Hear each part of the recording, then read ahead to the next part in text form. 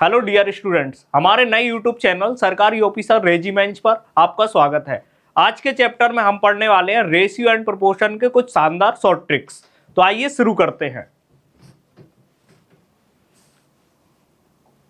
तो हमारा पहला क्वेश्चन है 3:5 और प्रोपोर्शन 21:, यहां पर दिया है आपको क्वेश्चन मार्क।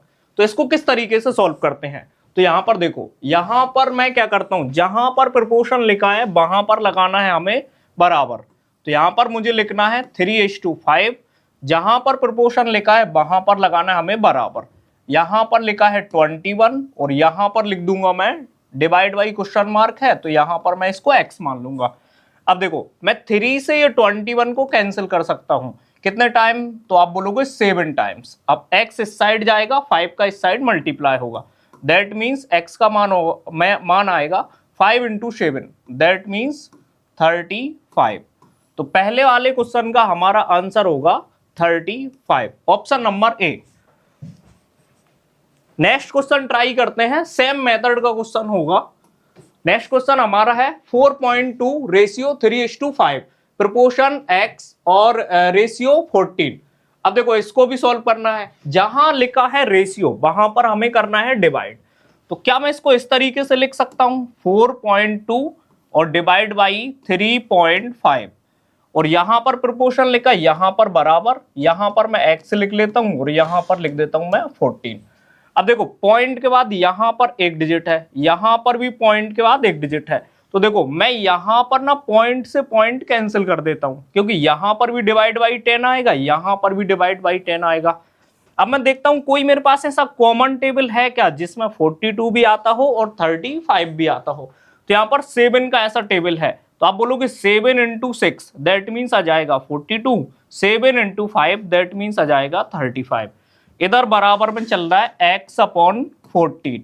अब 14 का इस साइड में मल्टीप्लाई करूंगा, तो दैट मीन्स ये होगा आपका 84, और डिवाइड बाई 5 बराबर चल रहा है आपका x। किसी भी नंबर को अगर आपको 5 से डिवाइड करना है, इससे अच्छा 2 का मल्टीप्लाई करो और एक डिजिट छोड़ने के बाद पॉइंट लगाओ। जैसे देखो, मान के चलो मुझे 40 को मल्टीप्लाई करना है 5 से, ठीक है। तो यहां पर देखो, नहीं, पहले डिवाइड सीखते हैं। जैसे मुझे 40 को डिवाइड करना है 5 से, ठीक है। तो यहां पर मैं इसको 5 से डिवाइड ना करके इसको 2 से मल्टीप्लाई करूंगा, तो आप बोलोगे ये आएगा आपका 80। एक डिजिट छोड़ के मुझे पॉइंट लगाना है, तो 8 होगा। अब छोटे नंबर में तो इसमें कोई फायदा नहीं, लेकिन बड़े नंबर में फायदा होगा। जैसे मान के चलो मैं आपसे पूछता हूं 168 डिवाइड बाई 5 कितना होगा? तो इससे अच्छा मैं इसमें 2 से मल्टीप्लाई करता हूं। 2 8 जा 16 और 16 2 जा 32 और +1 यानी 33। तो मैं इसको 33.6 बोल सकता हूं। इसी प्रकार इसमें 84 में मैं डबल कर लेता हूं, तो यहां पर होगा 16.8, यानी 16.8 इसका करेक्ट आंसर होगा, ऑप्शन नंबर ई। मुझे उम्मीद है आगे से इस तरीके के क्वेश्चन में आपको कोई प्रॉब्लम नहीं होने वाली। आइए नेक्स्ट क्वेश्चन ट्राई करते हैं। तो नेक्स्ट क्वेश्चन है हमारा 9 और 25 का हमें निकालना है मीन प्रोपोर्शनल। तो देखो, ये 4 होते हैं, कभी कभी फर्स्ट पूछता है, कभी कभी मीन पूछता है, कभी कभी थर्ड और कभी कभी फोर्थ। तो हम इसका पूरा कॉन्सेप्ट समझते हैं। देखिए, जब भी कभी कभी आपको ऐसे प्रोपोर्शन निकालना हो, मान के चलो आपको फर्स्ट निकालना है, तो देखो पहले मैं इसका बेसिक बता दूं। इसमें टोटल हमारे पास 4 नंबर आते हैं, A, B, C और D।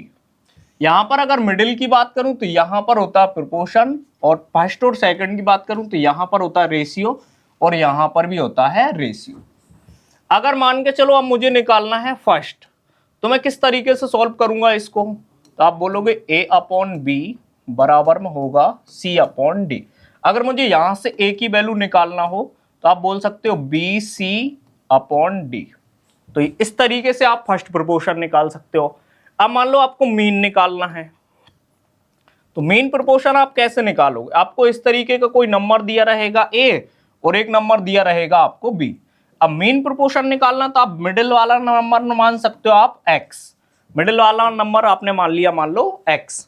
अब अपन की मेथड क्या है? मेथड ये है कि मिडिल वाले नंबर को ना अपन को डबल लिखना है। तो क्या मैं इसको इस तरीके से लिख सकता हूं? ए एक्स और फिर बी। अब देखो मेथड क्या है, यहां पर लगाना है हमको प्रोपोर्शन और यहां पर लगाना है हमको रेशियो। ठीक है, मुझे उम्मीद है यहां तक समझ में आया होगा।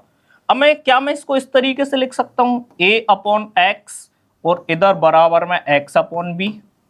अब यहां पर x से x में मल्टीप्लाई होगा, दैट मीन्स एक्स स्क्वायर बराबर ए बी। या फिर आप ऐसा भी बोल सकते हैं इसको, x बराबर होगा रूट के अंदर ए बी। तो जब भी आपको, मुझे उम्मीद है कि मीन प्रोपोर्शन निकालना हो तो आप क्या कॉन्सेप्ट लगाओगे, x बराबर a इंटू बी रूट के अंदर। अब इसके बाद अपन चलते हैं थर्ड प्रोपोर्शन की ओर। अगर मान के चलो आपको निकालना है थर्ड प्रोपोर्शन, तो थर्ड प्रोपोर्शन कैसे निकालेंगे, तो यहां पर देखो पहले दो आपके आएंगे ए बी और सी। ठीक है, इस तरीके से आपके पहले दो दिए रहेंगे, थर्ड वाला मैं मान लेता हूं सी है। ठीक है, तो अपन क्या करते हैं, अपन करते हैं मिडिल वाले को दो बार लिखते हैं। तो यहां पर मैं क्या करूंगा, ए बी और फिर सी। अब यहां पर लगाना है मुझे प्रोपोर्शन, यहां पर लगाना है मुझे रेशियो। तो यहां से मैं क्या कर सकता हूं, a अपॉन बी बराबर b अपॉन सी। अगर मुझे c का मान निकालना है तो मैं क्या बोल सकता हूं, b स्क्वायर अपॉन a। अब जब भी मुझे थर्ड प्रोपोर्शन निकालना है तो मैं क्या करूंगा, b स्क्वायर अपॉन a, मतलब सेकंड वाले का स्क्वायर और फर्स्ट वाले से डिवाइड। लास्ट कॉन्सेप्ट और समझते हैं इसका। इसमें ज्यादातर पूछता है कि फोर्थ प्रोपोर्शन क्या होगा। तो जब भी अपन को निकालना हो फोर्थ प्रोपोर्शन, तो आप ऐसे मान चलो, पहला होगा a, दूसरा होगा b, तीसरा दिया होगा c और चौथा होगा d। तो मैं यहां पर लगाऊंगा प्रोपोर्शन, यहां पर लगाऊंगा मैं रेशियो।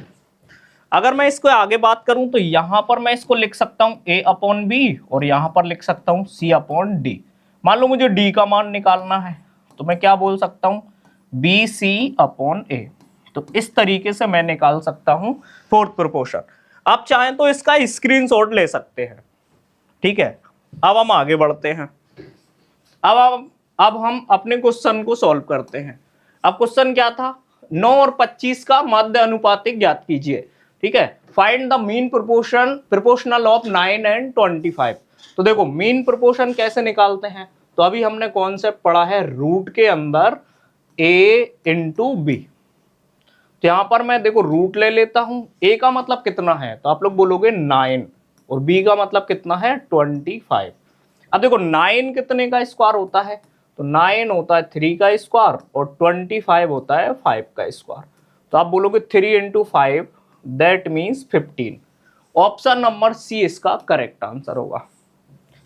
इसी मेथड का एक और क्वेश्चन ट्राई करते हैं। जैसे ये question, find the fourth proportional of 6, 5, 21। तो 6, 5 और 21 का हमें निकालना है फोर्थ प्रोपोर्शनल। ठीक है, अगर मुझे फोर्थ प्रोपोर्शनल निकालना है तो कॉन्सेप्ट क्या था, कॉन्सेप्ट ये था BC अपॉन A। तो कॉन्सेप्ट अपना क्या था, फोर्थ प्रोपोर्शन अपन ने जब भी निकालना है तो कॉन्सेप्ट था हमारा BC अपॉन A। तो यहां पर देखो A का मान यहां पर 6 होगा, B का मान यहां पर 5 होगा और C का मान यहां पर 21 होगा। तो हमारा देखिए यहां पर B का मान मतलब 5 और C का मान 21, A का मान होगा 6। तो मैं 3 की टेबल से इसको डिवाइड करता हूं। 3 की टेबल की अगर मैं बात करूं तो 3 7 जा 21, 3 2 जा 6। तो यहां पर हो जाएगा 35 डिवाइड बाई 2। 35 का आधा कितना होगा 17.5। 35 का आधा होगा 17.5। ऑप्शन नंबर सी इसका करेक्ट आंसर होगा। अब देखो मुझे नहीं लगता आगे से आपको इसमें प्रॉब्लम होने वाली है। कहीं आपको फर्स्ट पूछे या मीन पूछे या फिर थर्ड पूछे तो आपको कभी प्रॉब्लम नहीं होना चाहिए इस तरीके के क्वेश्चन में। ज्यादातर ये आते हैं एसएससी में, खासतौर से एसएससी में जीडी में, इसके अलावा एसएससी एमटीएस में, इसके अलावा रेलवे ग्रुप डी में भी काफी सारे क्वेश्चन इस तरीके के पूछे जाते हैं। अगला क्वेश्चन ट्राई करते हैं। If x is to y बराबर 3:5 then find the value of 8x - 3y is to 6x plus का 3y। देखो जब भी इस तरीके का रेशियो में नंबर हो तो आप इस तरीके से लिख सकते हो, x अपॉन y बराबर में 3/5। तो देखो रेशियो में अगर कोई नंबर इस तरीके से दिया हो तो आप इसको डायरेक्ट वैल्यू मान सकते हो। यहां से आप बोल सकते हो x का जो मान होगा वो होगा 3, y का जो मान होगा वो होगा आपका 5। अब देखो मुझे क्या निकालना है, मुझे निकालना है यहां से 8x और माइनस का 3y, और यहां से मुझे 6x और प्लस का 3y, मुझे इसका रेशियो निकालना है। तो देखो जहां पर x लिखा वहां पर मैं x का मान रखता हूं, और जहां पर y लिखा वहां पर मैं y का मान रखता हूं इस क्वेश्चन में। तो यहां पर क्या हो जाएगा, 8, x का मान कितना है तो मैं इंटू 3 लिख देता हूं, तो यहाँ पर 3, y का मान है 5 तो मैं इंटू 5 लिख देता हूं। ठीक है, इसके अलावा यहाँ पर भी बस मुझे वैल्यू रखना है, तो यहाँ पर होगा 6 इंटू 3 और यहाँ पर होगा 3 इंटू 5। ठीक है, मुझे उम्मीद है यहां तक समझ में आ रहा होगा। तो यहां पर कितना हो जाएगा, 24 माइनस का 15, और यहां पर हो रहा होगा 18 और प्लस का 15। तो आप बोलोगे अगर 24 में से 15 जाएंगे तो यहां पर बचेंगे 9 और यहां पर हो जाएगा 33। तो 3 से मैं इसको डिवाइड कर देता हूं, ये 3 टाइम्स और ये 11 टाइम्स, यानी 3:11। ऑप्शन ए इसका करेक्ट आंसर होगा। तो काफी सारे इस लेवल के भी क्वेश्चन आते हैं आपके एग्जाम में। ठीक है, तो बस वैल्यू पुटिंग करना होती है और इनका आंसर निकालना होता है। तो इसमें आपको ज्यादा मेहनत नहीं करना होगी, बस कॉन्सेप्ट समझे एक बार। तो बाकी सेम मेथड का एक और क्वेश्चन है, तो मैं यहां पर समझ सकता हूं ए का मान कितना होगा। तो आप बोलोगे ए का मान यहां पर होगा आपका 4 और बी का मान होगा यहां से 5। तो ए का मान हुआ 4 और बी का मान हुआ 5। बस मुझे इसमें वैल्यू रखना है और आंसर निकालना है। बस मैं इस क्वेश्चन को ट्राई करता हूं। तो यहां पर लिखा है 5a प्लस का 3b, और यहां पर लिखा है आपका 5a और माइनस का 3b। बस मुझे a की जगह पर 4 पुट करना है, b की जगह पर 5 पुट करना है। तो यहां पर होगा 5 इंटू 4 प्लस 3 इंटू 5, और यहां पर भी बस मुझे प्लस की जगह माइनस, तो यहां पर 5 इंटू 4 माइनस 3 इंटू 5। अब मैं देखूंगा 5 इंटू 4 कितना होगा, 5 4 जा 20, तो 20 प्लस का 15, दैट मीन्स ये आ जाएगा 35। अगर मैं इसकी बात करूं तो ये होगा 20 माइनस का 15, तो आप बोलोगे ये आएगा 5 की टेबल से अगर बात करूं तो ये 7 टाइम्स और ये 1, यानी 7:1। ऑप्शन नंबर ए इस क्वेश्चन का करेक्ट आंसर होगा। बाकी नेक्स्ट क्वेश्चन हम लोग ट्राई करें।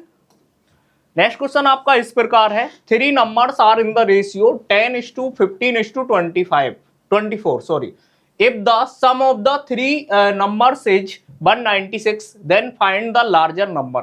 देखो 3 नंबर है हमारे पास जिनका रेशियो दिया है 10:15:24। अगर मैं इनकी बात करूं इनका सम कितना है, तो इनका सम है 196। तो हमें बताना बड़े से बड़ा नंबर कौन सा होगा, लार्जर नंबर। तो देखो अगर कोई नंबर इस तरीके से रेशियो में दिए हैं, मान के चलो ये मेरे पास नंबर है फर्स्ट और ये सेकंड और ये थर्ड, ये इनका रेशियो दिया है। तो फर्स्ट का रेशियो दिया है 10, सेकंड का लिखा है 15, थर्ड का लिखा है 24। आप लोग एक चीज समझो, देखो जिस नंबर का रेशियो मान लो बड़ा होगा वो नंबर भी बड़ा होगा, मतलब रेशियो में जिसकी वैल्यू बड़ी होगी एक्चुअली में वो नंबर बड़ा होगा। अगर मैं मेरे हिसाब से इनका सम करूं तो कितना होगा, तो आप लोग बोलो इन दोनों का 25, इसका 24, तो इन सबका सम आएगा 49। और अगर मैं क्वेश्चन के अकॉर्डिंग देखूं तो इनका सम दिया है 196, तो दैट मीन्स आप बोल सकते हो 49 की वैल्यू होगी 196। अगर मान लो यहां पर 50 होता तो यहां पर 4 टाइम्स लगभग 200 आ रहा है, लेकिन यहां पर ये एक कम है, 4 टाइम्स 4 कम आएगा, दैट मीन्स ये इसका 4 टाइम्स होगा। तो यहां से देखा जाए तो 1 की वैल्यू होगी यहां पर 4। अगर 1 की वैल्यू यहां पर 4 है तो सबसे बड़ा नंबर कौन सा होगा, 24। तो 24 इंटू 4 दैट मीन्स 96।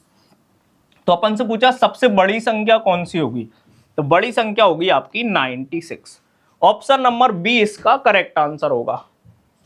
बाकी इस तरीके के और क्वेश्चन हम लोग ट्राई करते हैं।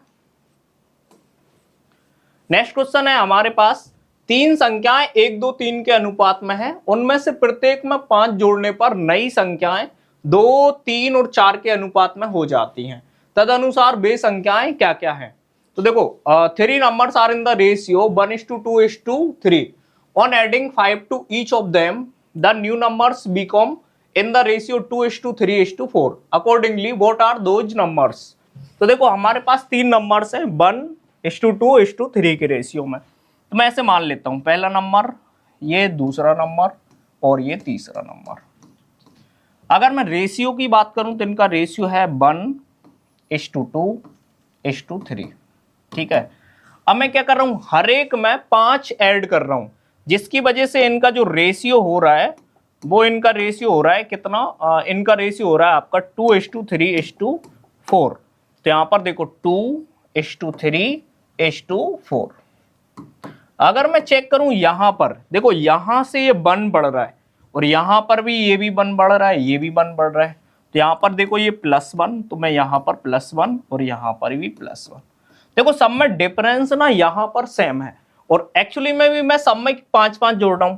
इसका मतलब क्या हुआ, अगर यहां पर मैं 1 ऐड कर रहा हूं तो मेरे हिसाब से 1 का डिफरेंस होना चाहिए, लेकिन क्वेश्चन के अकॉर्डिंग ना इसमें 5 का डिफरेंस है, क्योंकि अपन हर एक नंबर में ना 5 ऐड कर रहे हैं। तो यहां से मैं बोल सकता हूं कि 1 की वैल्यू ना कितने के बराबर हो जाएगी, 5 के बराबर हो जाएगी। अगर 1 की वैल्यू 5 के बराबर होगी तो यहां पर ये नंबर भी इसी रेशियो में होना चाहिए। अगर 1 की वैल्यू 5 है तो पहला नंबर होना चाहिए 5 और दूसरा नंबर होना चाहिए मेरा 10 और तीसरा नंबर होना चाहिए मेरा 15। अगर मैं देखूं तो यहां पर ऑप्शन नंबर सी में ये दिया है 5, 10 और 15। तो कहने का मतलब ये है ऑप्शन सी आपका करेक्ट आंसर होगा। अगर ये डिफरेंस सेम है तो आप इस तरीके से इसको डायरेक्ट कर सकते हैं। नेक्स्ट क्वेश्चन ट्राई करते हैं हम। नेक्स्ट क्वेश्चन की अगर मैं बात करूं, तीन संख्याओं का अनुपात 2, 3 और 4 है। यदि उनके वर्गों का योग 1, 8, 5, 6 है तो वे संख्याएं क्या है। अब देखो यहां पर मेरे पास क्या तीन संख्याओं का रेशियो दिया है, तो मेरे पास दिया है 1:2:3। ठीक है, इन तीनों संख्याओं का रेशियो दिया है 2, 3 और 4। अब यहां पर उनके वर्गों का योग कितना दिया है 1, 8, 5, 6। तो मैं मान लेता हूं पहली संख्या है 2x, दूसरी है 3x और तीसरी है 4x। ये इनका रेशियो दिया है। अगर मैं बात करूं इनका स्क्वायर कितना होगा, तो आप बोलोगे यहां पर 2x का जो स्क्वायर होगा वो होगा 4x स्क्वायर, और यहां पर 3x का स्क्वायर होगा तो वो होगा 9x स्क्वायर, और 4x का स्क्वायर होगा वो होगा 16x स्क्वायर।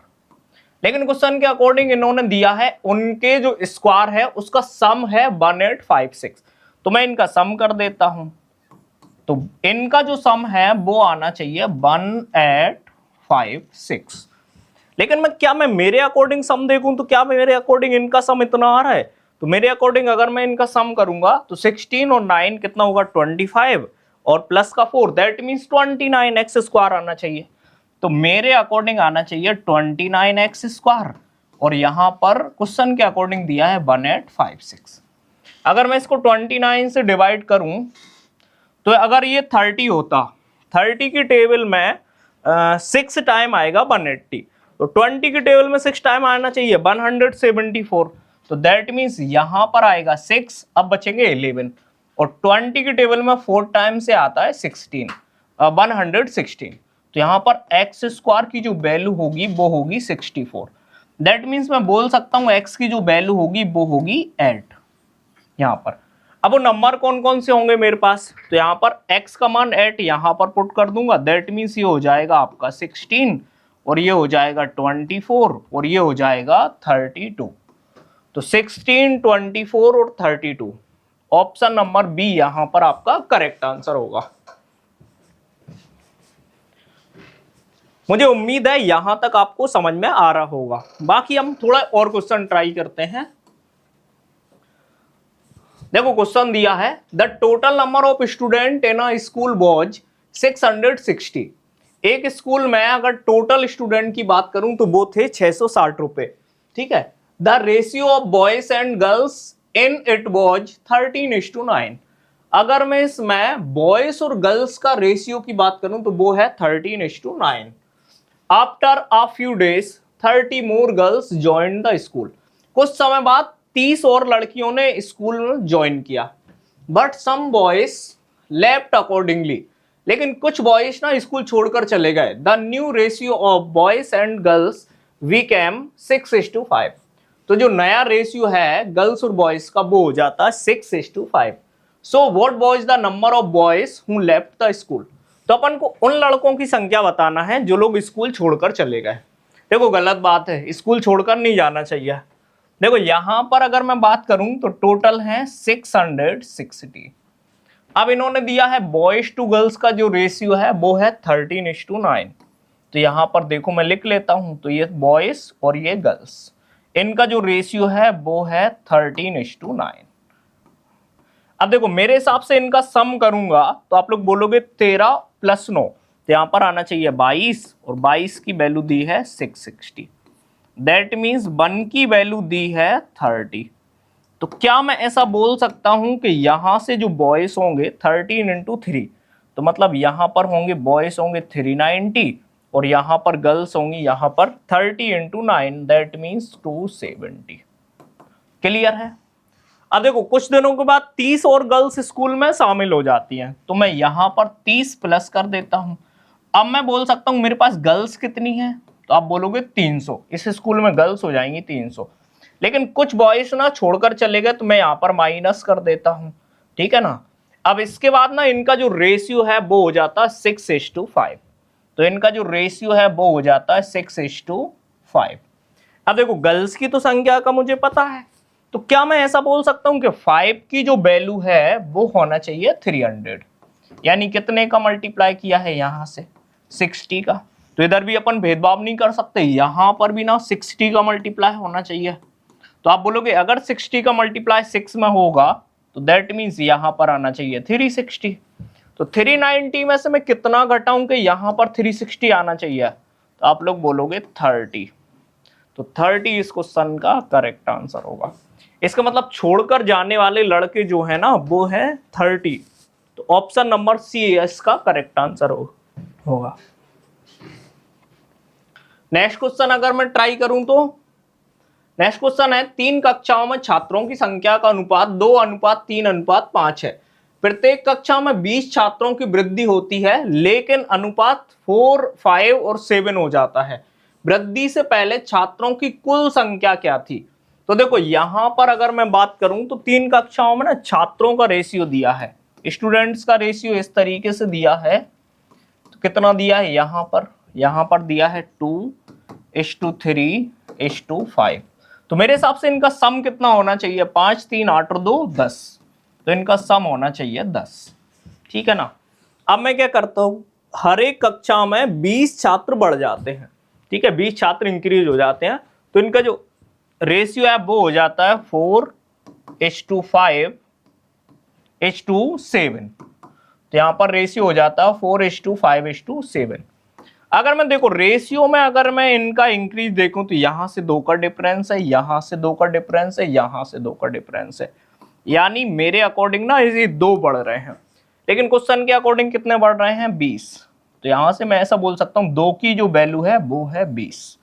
तो यहां से 1 की वैल्यू कितनी होगी, तो आप बोलोगे 1 की वैल्यू होगी यहां से 10। अगर 1 की वैल्यू मान के चलो 10 है, तो यहां पर पहले यानी बढ़ने से पहले इंक्रीज से पहले स्टूडेंट कितने थे, तो आप बोलोगे 10। अगर 1 की वैल्यू 10 है तो 10 की वैल्यू कितनी होगी 10 × 10, दैट मीन्स क्या होगा यहां पर 100। यानी ऑप्शन नंबर ए इसका करेक्ट आंसर होगा। बाकी अगर मैं नेक्स्ट क्वेश्चन ट्राई करूं तो यहां पर दिया है 3 classes had student in the ratio 4:5:3. 15 more students were added in each class, due to which their ratio become 5:6:4. How many students were there in the third class initially? 3 कक्षाओं में छात्रों की संख्या का अनुपात 4:5:3 था। प्रत्येक कक्षा में 15 अतिरिक्त छात्रों को जोड़ा गया, जिसके कारण उनका अनुपात 5:6:4 हो गया।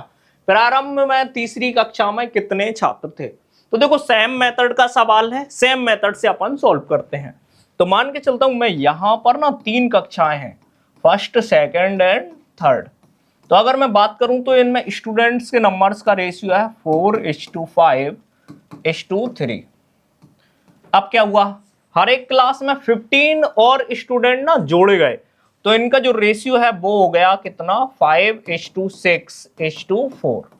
लेकिन मेरे हिसाब से देखो रेशियो में यहां पर भी एक बढ़ रहा है, यहां पर भी एक बढ़ रहा है और यहां पर भी एक बढ़ रहा है, तो दैट मीन्स यहां पर हो रहा है +1 और +1 यानी 1 की वैल्यू है कितने बढ़ रहे हैं, तो आप बोलोगे 15, दैट मीन्स 1 की वैल्यू है 15।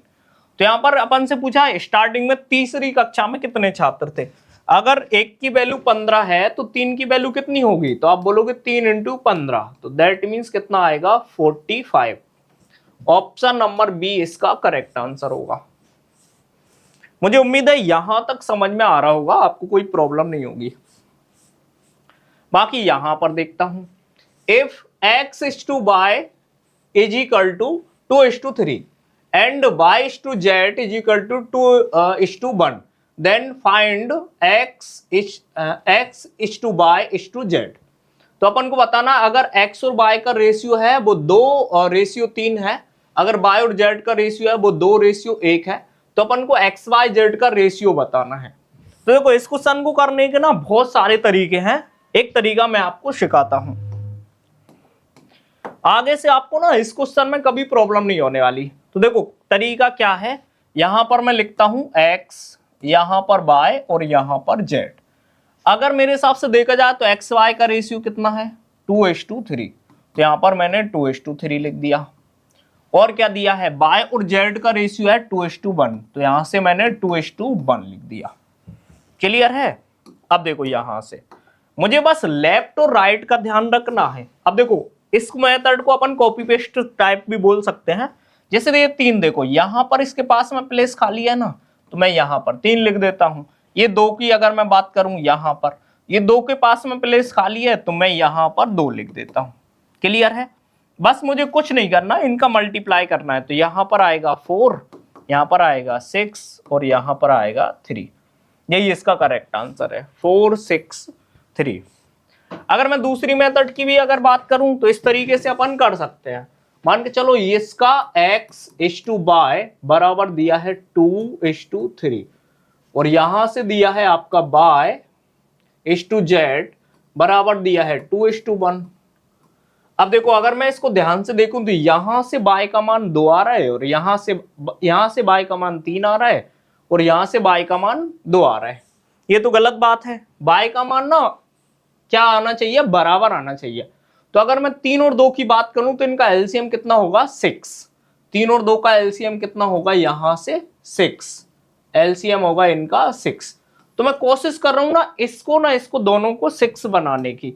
अगर मैं इनको 6 बनाऊंगा यहां से, तो यहां से मैं इस पूरे रेशियो में कितने से मल्टीप्लाई कर लूं, यहां से 2 में, और यहां पर कितने का मल्टीप्लाई कर लूं मैं 3 से, जिससे मेरे y की वैल्यू बराबर हो जाएगी। देखो रेशियो में किसी भी नंबर से मल्टीप्लाई करो डिवाइड करो, उसकी वैल्यू में कोई चेंजेस नहीं आएगा। ठीक है।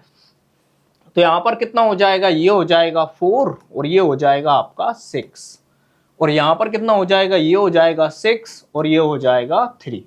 अब यहां से मैं बोल सकता हूं x/y/z। तो यहां से x का मान कितना आएगा 4, y का मान आएगा यहां से 6 और z का मान आएगा यहां से 3। तो यही इसका करेक्ट आंसर होगा। बाकी ये वाला क्वेश्चन आप मुझे सॉल्व करके बताएंगे, ये आपका होमवर्क है। इसका आंसर आप लोग मुझे कमेंट सेक्शन में बताएंगे। ठीक है, ये आपका होमवर्क है। तो क्वेश्चन नंबर 14 आप सबको घर से करना है। बाकी इसी तरीके के इंटरेस्टिंग वीडियो के लिए हमारे चैनल को सब्सक्राइब करें। Thank you so much.